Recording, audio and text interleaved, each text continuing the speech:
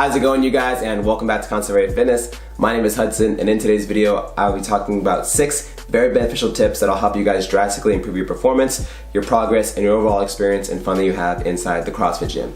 Now, real quick announcement, I will be at the West Coast Classic competing on RX Team of 3, so if you're there, whether you're spectating or you're competing, make sure you stop by and say hi. If you see me, I'd love to meet you guys and hang out for a little bit and chat. Now, a little background on me. I've been doing CrossFit about 7 years. I've been coaching it about 6 years. I'm actually studying for my level 3 right now, which I've signed up way too late for. I'm actually cramming, so hopefully all goes well. But doing so has helped me realize that there's so many basic principles involved in just fitness overall, but especially with CrossFit, that a lot of us tend to forget or neglect, that's drastically affecting our overall progress and experience that we have with CrossFit. So these tips are very beneficial for pretty much anyone that does CrossFit, and I will fight to say that these are tips that are going to make a huge impact on your results and will help you see more results faster in the gym. So first, without any further ado, if you enjoyed this video, make sure you hit the like button and subscribe for plenty more. Now, tip number 1. The first tip is being realistic with yourself.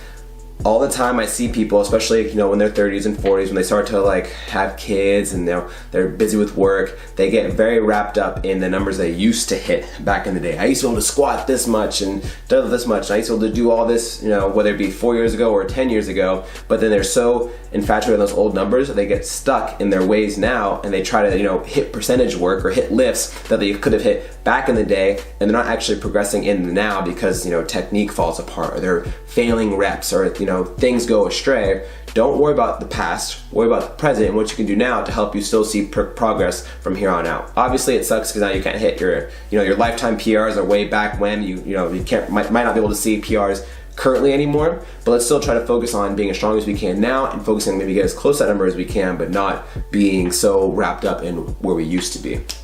Also, with social media, it's very easy to go and see someone else and go, wow, that person squats 1,000,000 pounds more than me. This person can do muscle ups 10 times faster than I can, or they can do muscle ups and I can't, and then instantly it makes people feel, less of an athlete or less of a CrossFitter because they aren't able to be as proficient as other people are at certain movements or workouts, whatever it is. Just because there will always be someone, no matter how fit you focus on no matter how much fitness you do and focus on yourself, there will always be someone that's stronger than you, that's faster than you, that can do more gymnastics than you. There will always be someone better at you at something.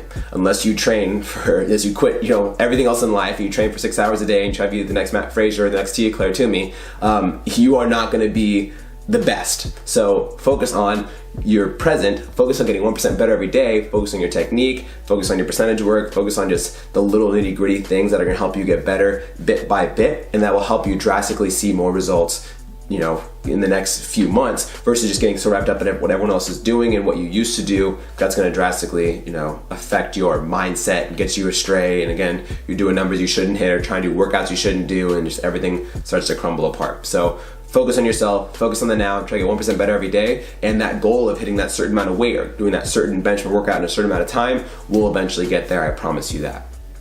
Next, more isn't always better. I feel like people think that once I've done CrossFit for a few years, I have to do more. Or if I want to get better at muscle ups, I have to do more muscle ups. Or if I want to get better at running, I have to do more running. Now, yes, this is true, but I have some people that have gone to my CrossFit classes for years and years that still see progress every single retest or benchmark workout because they just focus on getting in that day to day and getting better and being consistent at it.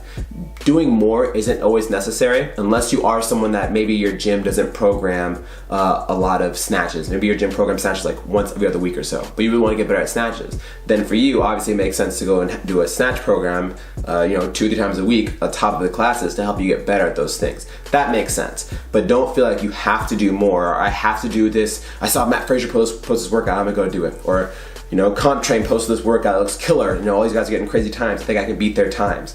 That's not necessary. Be realistic with yourself. Focus on getting better, 1% better every day with yourself. What are your goals that you want to accomplish? Don't feel like you have to do more because that's what everyone else is doing. You see your best friend in the corner of the gym doing accessory work. Do you need to do accessory work? Make that decision within yourself. It's not necessary for a lot of people to still see progress and just be healthy and be a proficient CrossFitter. Next, communication is key. So let's say you are someone that doesn't want to get better at certain things, but you aren't able to do accessory work. You have so many other obligations outside of the gym, and you're like, man, I wish I could work on my snatches, but after this I gotta go back to work and finish that paper, and then I gotta go pick up my kid from soccer practice, and I gotta go make dinner, and then I gotta handle my wife and do this and that. Obviously, we have a lot of different obligations in our life that affect our ability to, spend more time in the gym, but maybe you let your coach know. Maybe the workout today is clean. So you go up to your coach and say, hey coach, hey Mr. Coach, Mrs. Coach, I really want to work on my snatches. Today we're doing cleans. I feel like my cleans are okay. I really want to spend more time working on my snatch. So is it okay if I sub the cleans for snatches today? Hopefully, maybe your coach says yes, maybe your coach says no, maybe your coach says, oh, we're gonna snatch tomorrow, or whatever it is, but let your coach know that, hey, these are my goals, these are things I want to accomplish. Hopefully, that a lot of gyms will program very well-rounded programs that are gonna get you better at everything, but I've heard from a lot of different members or a lot of people that drop into the gym, they'll say, yeah, my gym doesn't really program snatches because we have some new members coming in all the time that don't do on-ramp or don't do like a fundamentals to kind of learn the basics. They just get thrown into the fire. It's going to be hard when you have 3 new members in the class trying to do snatches because they're going to take up all that coach's time. Everyone else is going to get no one else is going to get feedback or cues on their snatches. So I understand why a lot of gyms don't program snatches. I don't agree with that, but let your coaches know, hey, I really want to get better at this, or I want to get better at that. I want to get better at muscle ups. Is it okay instead of doing pull-ups, I do muscle ups instead? Or is it okay instead of doing the ring dips in the strength portion, can I do muscle up transitions instead?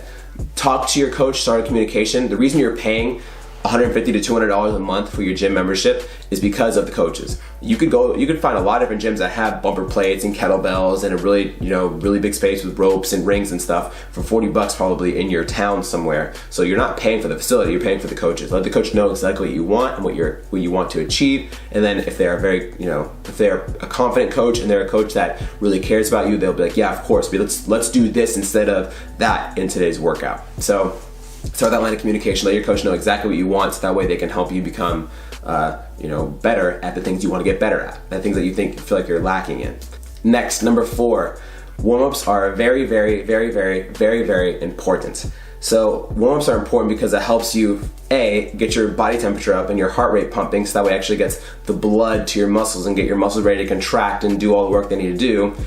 B, it neurologically gets your body moving, gets your brain to tell which muscles need to do what in order to get them primed and ready for the strength portion of the workout. And then C, it allows your body to actually practice the movements that you're about to do. So therefore, when you go into the strength portion, you remember how to properly hit a clean or how to properly do a push jerk. So the warm up is good. It's good to get the heart rate up, get the muscles firing, and get the movement pattern down before you actually start the heavier weights. Warm-ups are so crucial that if you skip them, they can cause, you to suffer your performance in your strength or your metcon. You can have a higher chance of injuries and just leads to a lot of different problems down the road. So whether your gym programs 5 minutes or 10 minutes or 20 minutes to warm up, do the full warm-up. There's a reason why there's a warm-up in the first place. It's not just to waste time in the class. The warm-up is very, very crucial, probably the most important part of the whole entire class itself. So if you hit that, I almost guarantee the more warm you are and the more sweaty you are going into a strength or a metcon, the much better your performance is going to be when you actually get to that part of the class. So make sure warming up, listen to your coaches. If you get to the class late, I understand. Run to the bathroom, change out your work clothes, get in the warm-up as soon as you can so you're getting the most benefit from that time. Next, this one I feel like is going to get a lot of different opinion and flack on, but age is but a number. Now, what I mean by this is when you hit 30 years old, that doesn't equal shoulder pain. When you hit 40, it doesn't equal bad knees.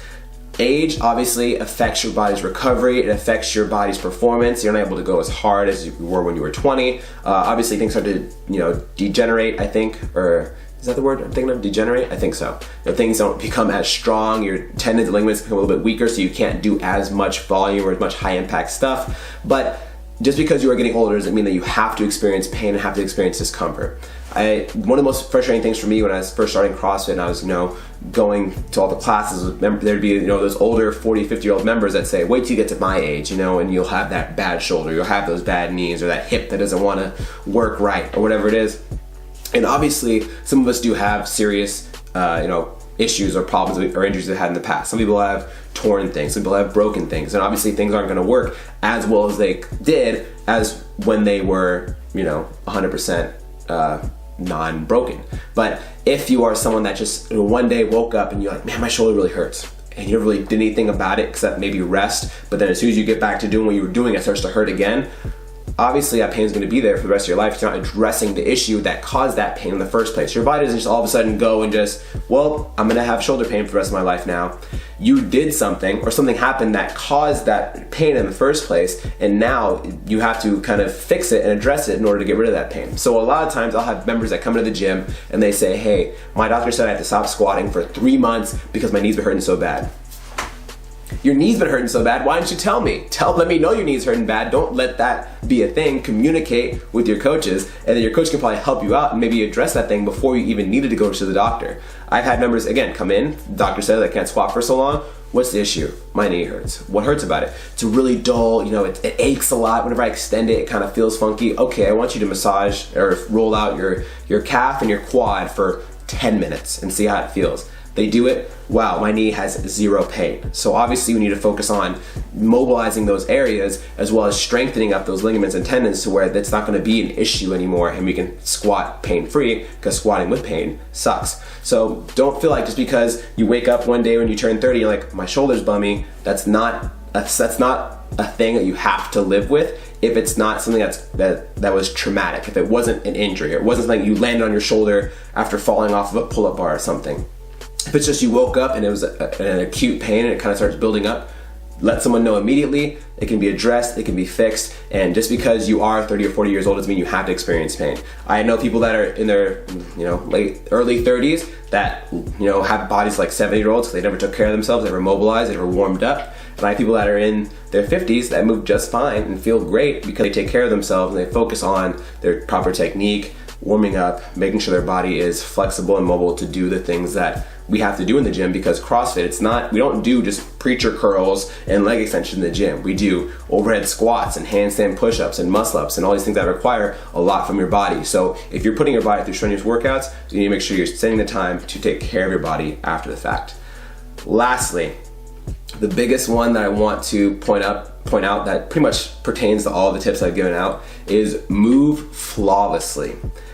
CrossFit is constantly varied, high intensity functional movement. High intensity meaning not maximum intensity, unless you're doing Fran, where the goal is to go all out. It's high intensity. So you're moving quickly, your heart rate's up, but you're not going balls to the wall. So with that high intensity, people tend to let themselves get sloppy. They might move well in the first round of the workout, but in the 5th round of the workout, they let themselves start to, their knees cave in on the squat, or their back kind of falls forward on the overhead squat, or things can get astray and they don't move as well as they did their first round. No matter how tired you are, no matter how far along you want to work out, no matter how many times you've been in the gym, move as flawlessly as you can, and that'll help you prevent injuries, that'll help you see more progress, that'll help your body lift more weight for that day, versus if you just kind of let your body just go with the flow and just move just to move, you're more likely to have a lot of problems and feel pain. And if you're like me, pain sucks, and I don't want to feel pain if I don't have to. So no matter what you do, every single day you go to the gym, move flawlessly, and always ask, again, communication is also another big part of all these tips. Ask your coach, if they're not already giving you feedback, hey, how did my last snatch look? I have a very small portion of athletes that move like flawlessly, like they're ex-gymnasts, or they're very aware of how their body moves and they move so amazingly. I have to literally sit there and watch them do like 5 lifts until I go, okay, cool, okay, I noticed that one little thing, I'm gonna go address it. Whereas a lot of other people, I can just watch them do one lift, okay, all right, I need you to do this and that and that and this and this and that and that next set, because all of this was astray. We need to fix that starting position. We need to pull higher on the clean. We need to drive those things out in the squat. So if you feel like your coach isn't giving you any feedback, whether how well you're moving or how not well you're moving, ask them for feedback. Say, hey coach, how did that last set look? Or can you watch my next set and tell me how it feels? Moving flawlessly is like the biggest takeaway that'll save you a lot of a headache, a lot of plateaus you might experience down the road, and just help you move better.